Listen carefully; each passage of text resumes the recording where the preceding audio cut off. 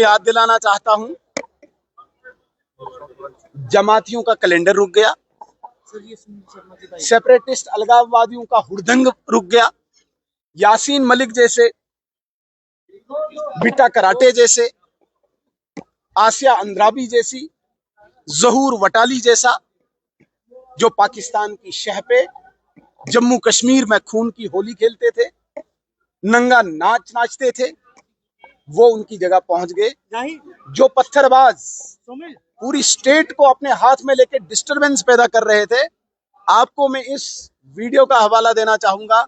CRP personal या security forces के personal जब इलेक्शन करवा के वापस आए तो किस प्रकार से वो 2-4 लफंगे लातें घूंसे मार के उनकी बेइज्जती कर रहे थे।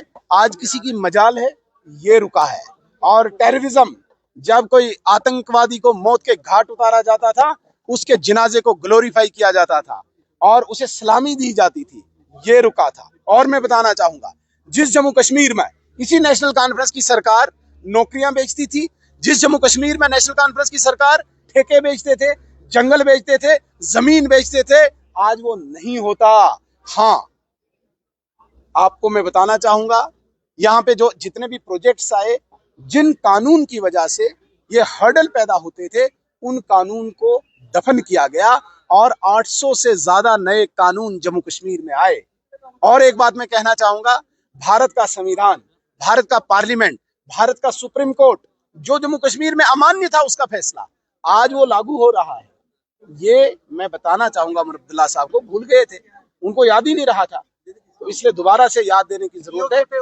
ओपन चैलेंज दिया आपको, वो बोला कि पीओके अगर लाना है तो लाइए। करगिल का भी पहले मैं उमर अब्दुल्ला साहब से पूछना चाहता हूँ, आपको पूछा किसने पूछा पीओजे के हमने लाना है नहीं लाना है? आप हाउस में क्यों उसका जवाब दे रहे हो? जिस हाउस में आपको लोगों ने यहाँ पे बिजली पानी के लिए बातें कही, सवाल पूछे, यहाँ पे बाकी इश्यूज के लिए सवाल पूछे, वहां पे आप जवाब दे रहे हो कि भाई आपको पूछ कौन रहा है? आप तो अपने एमएलए के सवालों का जवाब दीजिए, हाउस में जो इश्यूज आए उनके सवालों का जवाब दीजिए। उमर अब्दुल्ला साहब जयशंकर की स्टेटमेंट का जवाब दे रहे हैं। जयशंकर साहब शायद जानते भी नहीं होंगे जयशंकर साहब ने कहा स्टेटमेंट दी, किस चीज को स्टेटमेंट दी, किस कंटेक्स्ट में स्टेटमेंट दी। उमर अब्दुल्ला साहब, क्योंकि बोलने को कुछ नहीं था, यहाँ पे जवाब देने को कुछ नहीं था।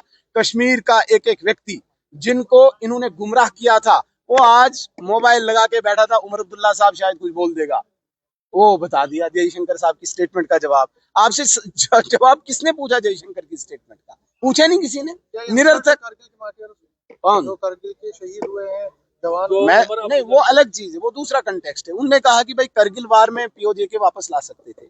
मुझे बताइए, अटल बिहारी वाजपेयी जी ने जब पाकिस्तान के साथ दोस्ती का हाथ बढ़ाया और उसमें परवेज मुशर्रफ, तब के प्रेसिडेंट ऑफ पाकिस्तान, ने छुरा घोंपा और करगिल की चोटियों में, चूंकि सेना दोनों तरफ से वापस आई थी, उसने छल किया, कपट किया, धोखा किया, फ्रेब किया भारत के साथ और करगिल की चोटियों पर अपनी सेना भेज के कब्जा किया। हमारे वीर सैनिकों ने 700 से ज्यादा, जिन्होंने अपनी शहादत दी और उनके छक्के छुड़ाए और वापस उन्हीं चोटियों को रिट्रीव किया। आज ये सवाल उठाते हैं पीओजे के कब वापस लाना है उमर अब्दुल्ला साहब, उसमें शायद आपको शामिल नहीं किया था। Are you disappointed with this speech? हाँ बिल्कुल, कोई स्पीच में कोई दम ही नहीं था, कुछ कंटेंट ही नहीं था, कुछ बोलने की बात ही नहीं थी। एक बात जयशंकर साहब की कही, एक करगिल की कही, सवाल चन्ना जवाब गुंडम, खत्म काम। सुनील जी, उन्होंने कहा कि 5 छुट्टियां जो हैं, जो कश्मीर शेख मोहम्मद अब्दुल्ला की और मार्टियर्स की छुट्टी को मैं खुद छोड़ना चाहता था, मगर हमारे साथ वो छूट गई, अब ये क्या छोड़ेंगे, वो छूट गई है।